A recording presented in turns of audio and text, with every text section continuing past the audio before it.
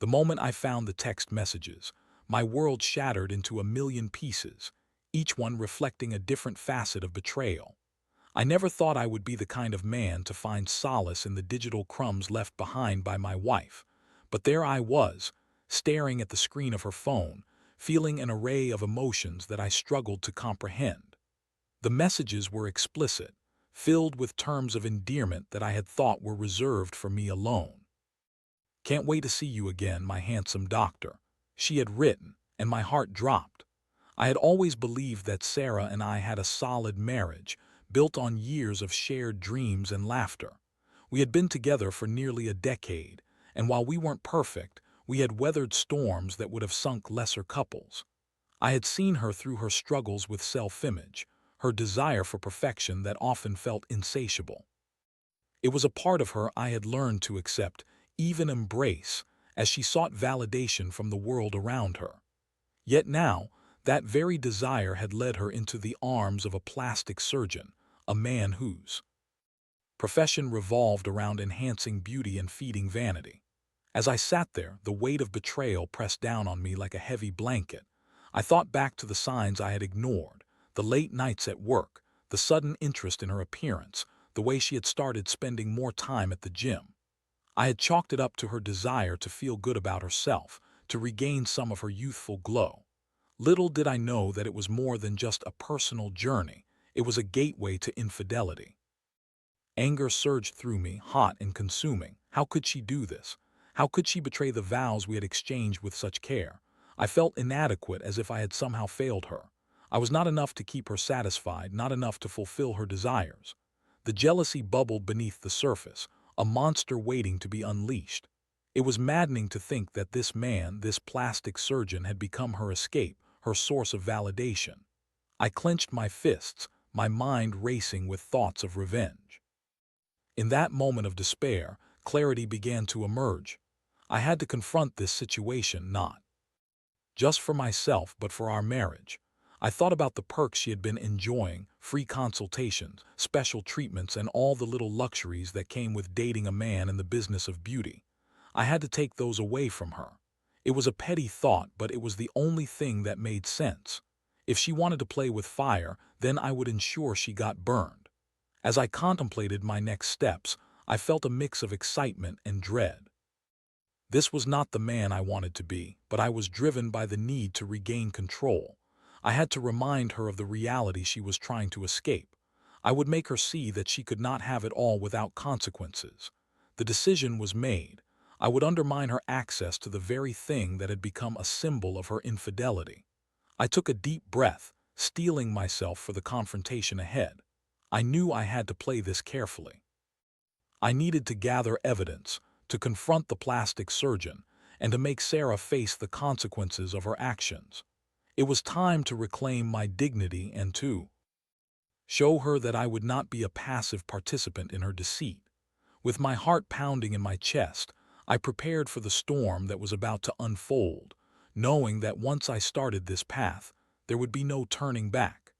As the days passed, the initial shock of betrayal began to settle into a heavy sorrow, and with it came a whirlwind of emotions that I struggled to navigate. I felt like a ship lost at sea, tossed around by waves of inadequacy, jealousy, and a simmering anger that threatened to consume me whole. Each time I looked at Sarah, I was reminded of her betrayal, and the love we once shared felt like a distant memory, overshadowed by her infidelity. I found myself replaying moments from our marriage, searching for signs that I had missed. I remembered the laughter we shared on lazy Sunday mornings, the quiet moments when we would hold hands and dream about our future. But now those memories felt tainted, as if they had been painted over with a brush of deceit. I questioned everything. Was she ever truly happy with me? Had I failed to meet her needs? I was trapped in a cycle of self-doubt, questioning my worth as a husband and a man. Jealousy gnawed at my insides, a constant reminder that she had chosen someone else. I imagined her with him, laughing at my expense, her eyes sparkling with excitement as they discussed her next enhancement. It felt like a dagger to my heart. I had always prided myself on being a supportive partner, encouraging her to pursue her dreams and ambitions, but now I felt like a fool for believing I was enough. The thought of her being intimate with another man, particularly one who specialized in making women feel beautiful, was unbearable. Anger surged again, a fiery tide that made me clench my fists. I wanted to confront her, to scream at her for what she had done. But I also knew that doing so without a plan would only lead to chaos. I had to gather my thoughts and emotions, channeling them into something productive. I decided that I would not let her infidelity define me. Instead, I would use it as fuel for my revenge. I began to sketch out a plan, one that would undermine her access to the plastic surgeon and force her to confront the reality of her choices. I knew that the perks she had been enjoying were not just physical, they were emotional as well. She had found validation in someone else's attention, and I needed to take that away from her. I wanted to show her the emptiness of her superficial desires and the consequences of her actions. The more I thought about it, the more determined I became. I would confront the plastic surgeon, a man who had taken advantage of my wife's vulnerabilities. It was time to put him on notice, to make him understand that he could not play with people's lives without repercussions. I imagined the confrontation vividly, playing out different scenarios in my mind. Would he be arrogant, dismissing my concerns? Or would he see the pain he had caused and back down? Either way, I was ready to face him. But as I prepared for this confrontation, I couldn't shake the feeling of guilt that crept in. Was I crossing a line? Was I becoming the very thing I despised? I was driven by a desire for revenge, but I also knew that it was a dangerous road. I paused to reflect on what I truly wanted. Did I want to destroy Sarah's relationship with this man, or did I want to salvage our marriage? The lines were blurred, and I was torn between my love for her and the betrayal I felt. The emotional turmoil was exhausting, but I had to push through. I was determined to regain control of my life and my marriage. I had to remind Sarah of the reality she was trying to escape and show her that her choices had consequences. With each passing day, my resolve grew stronger. I would not let her get away with this, and I would make sure she understood the gravity of her actions. As I prepared for the confrontation, I felt a mix of anticipation and dread. I knew that the moment I faced Sarah and the plastic surgeon, everything would change. There was no going back, and I had to be ready for whatever fallout awaited me. My emotions were a storm brewing inside me, and I was ready to unleash them. The decision to confront Sarah and the plastic surgeon was not made lightly. I knew that once I stepped into that arena, there would be no turning back. My heart raced as I planned the confrontation, weighing every word and every action in my mind. I wanted to be calculated, to strike a balance between anger and composure. I couldn't afford to appear weak, but I also didn't want to be seen as the raging husband fueled by jealousy. This was about more than just revenge. It was about regaining my dignity and forcing Sarah to confront the consequences of her actions. I decided to approach her first. I needed to gauge her reaction when I brought up the affair, and I wanted to see if she would come clean on her own. I could still remember the day she walked into the house, her face flushed and her eyes sparkling with excitement. She had just come from a consultation, but now the thought of her enthusiasm felt like a punch to the gut. I had seen her transformation, how she had become more obsessed with her appearance, and now it all made sense. That evening, as we sat across from each other at the dinner table, I felt the weight of the moment pressing down on me. The air was thick with unspoken words, and I could sense her anxiety. She was fidgeting with her fork, stealing glances at me, but I kept my face neutral, giving nothing away. I had to be careful. I needed her to feel comfortable enough to open up about her affair. "Sarah, can we talk?" I finally said, my voice calm but firm. Her eyes widened slightly, and I could see the tension in her shoulders. "About what?" she asked, her tone casual, but I could hear the underlying nervousness. I took a deep breath, focusing on the task at hand. "I've been feeling like there's something going on between us. Things have changed, and I think we need to address it." She looked away, her fork clattering against her plate as she set it down. "I don't know what you mean," she replied, but the tremor in her voice betrayed her. "Come on, Sarah, I know about the texts," I said, forcing myself to maintain eye contact. I wanted to see her reaction, but didn't want to give her the satisfaction of seeing my pain. For a moment, silence enveloped us. Her face paled, and I could almost see the gears turning in her mind as she processed my words. "What texts?" she stammered, but I could see the guilt etched on her features. "The ones between you and your handsome doctor," I said, letting the words hang in the air like a weight. I watched as her expression shifted from surprise to defensiveness. "James, it's not what you think. I was just what? Seeking validation from another man. Is that what you call it?" I interrupted, my voice rising despite my efforts to remain calm. "You've been seeing him behind my back, and I deserve an explanation." Her eyes glistened with unshed tears, and for a moment I almost felt sympathy for her. But then I remembered the betrayal, the pain she had caused. "I didn't mean for it to happen," she said, her voice cracking. "I just wanted to feel good about myself again. You know how hard things have been for me." I felt my anger flare again. "So you thought cheating on me with a plastic surgeon would solve your problems? That you could just escape into his world of vanity and luxury?" She looked down, shame washing over her.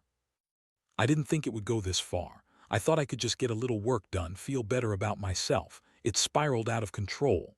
In that moment I saw the truth behind her words. She was lost, caught in a web of self-doubt and insecurity that had driven her into another man's arms.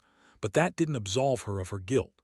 "You need to understand that what you've done has consequences," I said, my voice steady. "And I'm not going to let this go unpunished." The air in the room shifted, and I could see the realization dawning on her.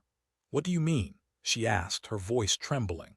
"I'm going to confront him," I stated, my resolve hardening. "I'm going to make sure he knows that he can't have you, that he can't take advantage of your vulnerabilities. I'm going to make this right."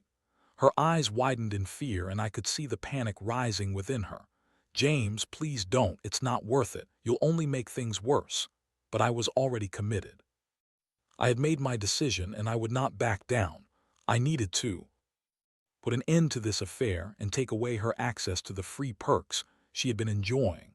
I would make her see the reality of her choices and the pain they had caused not only me but also herself.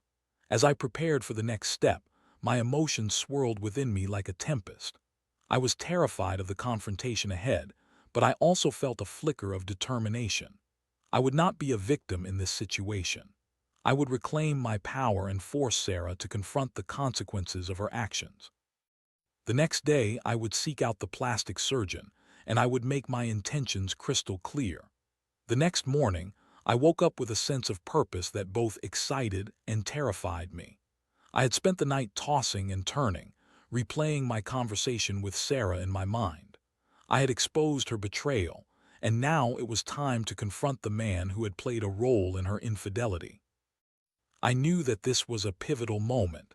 I was stepping into the unknown, ready to face whatever consequences awaited me.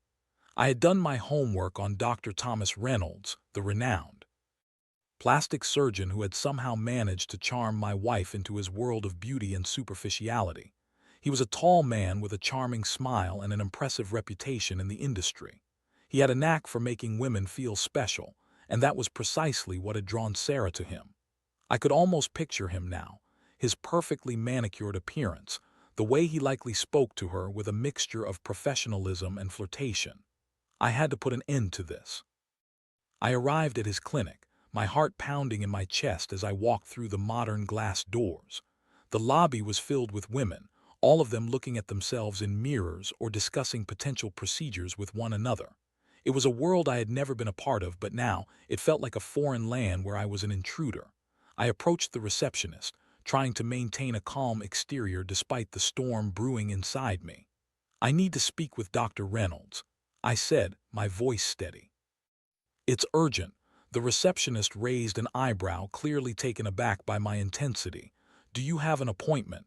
"No, but I'm his wife's husband," I replied, my irritation bubbling to the surface. "Tell him it's about Sarah." She hesitated but eventually picked up the phone. Moments later, I was led into a small consultation room, waiting for the man who had become a symbol of my wife's betrayal. The walls were adorned with images of flawless bodies and radiant faces, all promising a version of beauty that felt unattainable. I took a deep breath, trying to calm my racing heart as I stared at the glossy pictures, reminding myself of my purpose. When Dr. Reynolds entered the room, he was as charismatic as I had imagined. He wore a crisp white coat and his smile was disarming. "Mr. Thompson, it's a pleasure to meet you," he said, extending his hand. I stared at it for a moment before shaking it, feeling a surge of anger course through me. "Cut the pleasantries, doctor," I said, my voice low but firm. "We need to talk about Sarah." His smile faltered slightly, and I could see the gears turning in his mind as he tried to assess the situation. "Of course, I understand that you're concerned about her well-being. She's been a wonderful patient." "Patient," I echoed, the word leaving a bitter taste in my mouth. "Is that what you call it? You've been more than just her doctor, haven't you? You've taken advantage of her insecurities, and I'm not going to let that slide." He straightened his posture, a hint of defensiveness creeping into his demeanor. "I assure you, Mr. Thompson, my intentions have always been professional. Sarah came to me seeking help with her self-image." "Help?" I interrupted, my anger boiling over. "You've helped her into your bed, haven't you? You fed into her vanity and used her vulnerabilities to your advantage. This isn't just a consultation, it's an affair, and I'm here to put an end to it." Dr. Reynolds' expression shifted, a mix of surprise and annoyance crossing his face. "You don't know what you're talking about. Sarah is an adult who made her own choices. I'm a doctor, not a marriage counselor." "Don't play that card with me," I shot back, my voice rising. "You may have a fancy title, but you've crossed a line. If you care about her at all, you'll back off. I won't let you manipulate her any longer." For a moment we stood there, locked in a heated stare-down. I could see the realization dawning on him that I was not going to back down. "I can't just stop seeing her," he finally said, his tone shifting to one of defiance. "She's a valued patient, and I'm not going to abandon her because you're feeling insecure." "Valued patient?" I laughed, the sound bitter in my own ears. "You're a predator, and I'm going to make sure you understand the consequences of your actions. I'll expose you for what you are, and I'll make sure Sarah knows the truth about you." The tension in the room was palpable, and I could see the wheels turning in Dr. Reynolds' mind. "You think you can intimidate me? That's not how this works, Mr. Thompson. I'm a respected surgeon, and I have a reputation to uphold." I leaned in closer, my voice dropping to a whisper. "And I'm a husband who won't let you destroy my marriage. You may have charm and talent, but I have something you don't: determination. I'll make sure everyone knows what you're doing, and I'll make sure Sarah understands the reality of your professional relationship." With that, I turned to leave the room, feeling a mixture of triumph and anxiety. I had confronted the man who had betrayed my trust, but the battle was far from over. I needed to ensure that Sarah understood the gravity of her actions and the consequences they would bring. I felt a new sense of purpose coursing through me, a determination to reclaim my marriage and show her that she could not escape reality. As I stepped out of the clinic and into the sunlight, I realized that I had taken a significant step forward. But the real challenge lay ahead. I had to confront Sarah once more, to make her see the truth behind her choices and the pain they had caused. It was time to bring everything to light. Returning home after my confrontation with Dr. Reynolds, I felt a mixture of adrenaline and dread coursing through me. I had taken a stand, but the real test awaited me. I needed to face Sarah again, to confront her with the knowledge I had gained, and to make her understand the depth of her betrayal. The weight of our fractured relationship hung heavily in the air as I stepped through the front door. The house felt eerily quiet, and I could hear the faint sound of Sarah's footsteps in the hallway. I took a moment to gather my thoughts, preparing for the emotional storm that was about to unfold. I knew I had to approach this delicately, but the anger simmering inside me threatened to spill over. I wanted her to see the reality of her choices, but I also wanted her to feel the pain she had caused. When she entered the living room, I could see the tension in her posture. Her eyes darted toward me, and I could tell she was bracing herself for what was coming. "James," she began, her voice tentative, "I've been thinking about our conversation." "Have you?" I replied, my tone flat. "I hope you've had enough time to reflect on what you've done." The silence stretched between us, thick and suffocating. I could see the guilt etched on her face, but I also sensed a flicker of defiance. "I didn't mean to hurt you," she finally said, her voice trembling. "I thought I was just looking for a way to feel better about myself." But you didn't just look for self-improvement, did you? I shot back, my frustration boiling over. You sought validation in another man's arms. You chose to betray me with him. You didn't think about the consequences of your actions. Her expression shifted, and I could see the realization dawning on her. I know I messed up, James. I never wanted it to go this far. It was just supposed to be a little boost to my confidence. A boost. I interrupted, my voice rising again. You've been sleeping with him. This isn't just a boost. It's a betrayal of everything we built together. You can't just gloss over that. Tears welled in her eyes, and I felt a pang of sympathy, but I quickly pushed it aside. I confronted Dr. Reynolds today. I continued, my voice steady. I told him to stay away from you. He needs to know that he can't manipulate you anymore. Sarah's expression shifted from guilt to fear. You confronted him.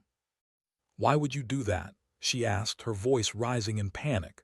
You don't understand how this works. He's my doctor. No, Sarah, he's not just your doctor. He's the man who took advantage of your insecurities and turned them into an affair. I won't let him do that anymore, I said, my voice firm. You need to understand that your choices have consequences. You can't continue to pretend that this is all just a misunderstanding. Her shoulders slumped and she looked away, tears streaming down her face. I never meant to hurt you, James. I was just so lost. I thought I could find myself through him, but I see now that I was wrong. Do you really understand what you've done? I pressed, my heart aching for the woman I had once loved so deeply. You've shattered our trust. You've betrayed not only me but yourself. This isn't something that can be easily fixed. I know, she whispered, her voice barely audible. I don't know how to make it right. I took a deep breath, feeling the weight of my emotions. You need to start by being honest with yourself. If you want to salvage this marriage, you need to cut ties with him completely. No more consultations, no more boosts. You need to focus on us, on rebuilding what you've broken. I will, James, I promise, she said, her voice filled with desperation. I'll end it. I'll do whatever it takes to make this right. I nodded, feeling a flicker of hope amidst the pain. It's going to take time, Sarah. Trust is hard to rebuild, and I can't promise that things will go back to how they were. But if you're willing to work on this, then maybe we can find a way forward. As we stood there, the reality of our situation hung heavy in the air. I felt a mix of anger and sadness, but there was also a glimmer of hope. We had a long road ahead, but perhaps this confrontation could be the catalyst for change. I wanted to believe that we could emerge from this stronger, but I knew it would require effort from both of us. The emotional fallout from my actions weighed heavily on me as I tried to process everything. I had confronted the man who had betrayed my trust, and I had faced my wife with the truth of her choices. But the aftermath of this confrontation would be complex and fraught with challenges. I had forced Sarah to confront her actions, and now we both had to navigate the uncertain terrain of our relationship. As the evening wore on, I felt a sense of relief mixed with apprehension. We had taken the first step towards healing, but I knew that the road ahead would be long and difficult. I had fought to reclaim my dignity, but now it was time to see if our marriage could survive the storm. In the days following my confrontation with Sarah, life felt like it was caught in a limbo between hope and despair. We both knew that the road to recovery would be long and fraught with challenges. The weight of betrayal still hung over us like a dark cloud, but there were glimmers of light breaking through.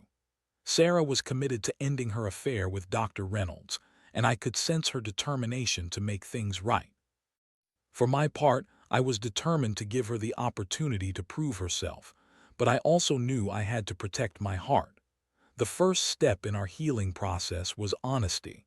We began having difficult conversations about our relationship, addressing the insecurities that had driven her into another man's arms.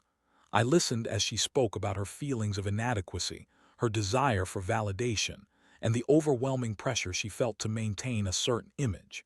It was painful to hear, but I realized that her struggles were more complex than I had initially understood.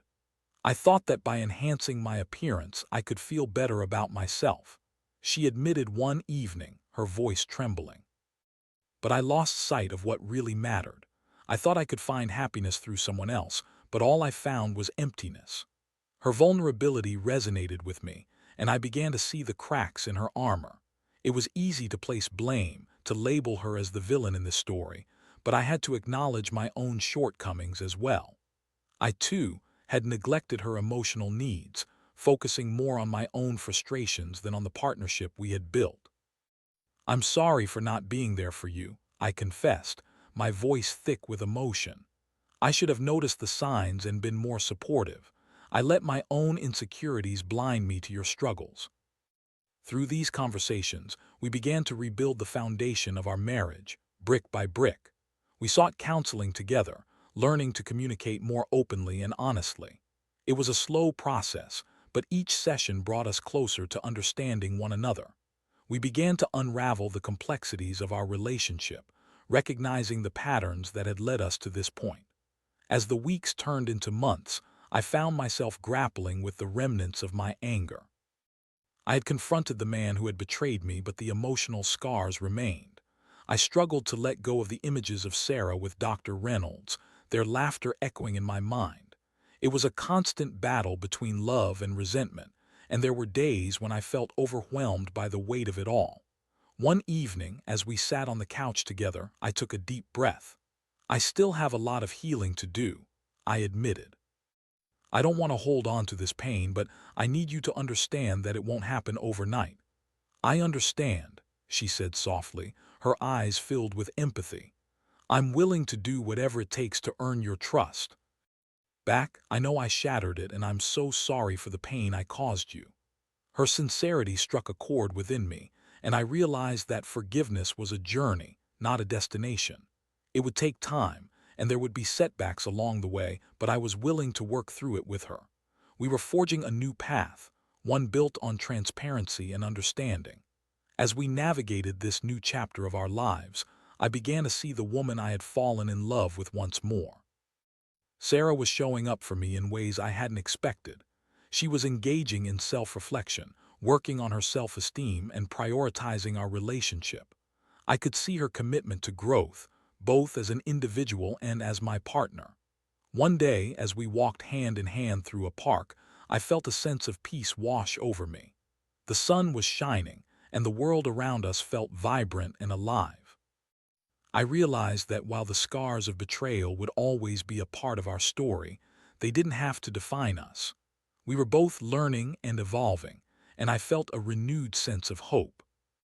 In that moment, I understood that love isn't just about perfection, it's about resilience. It's about facing the storms together and emerging stronger on the other side.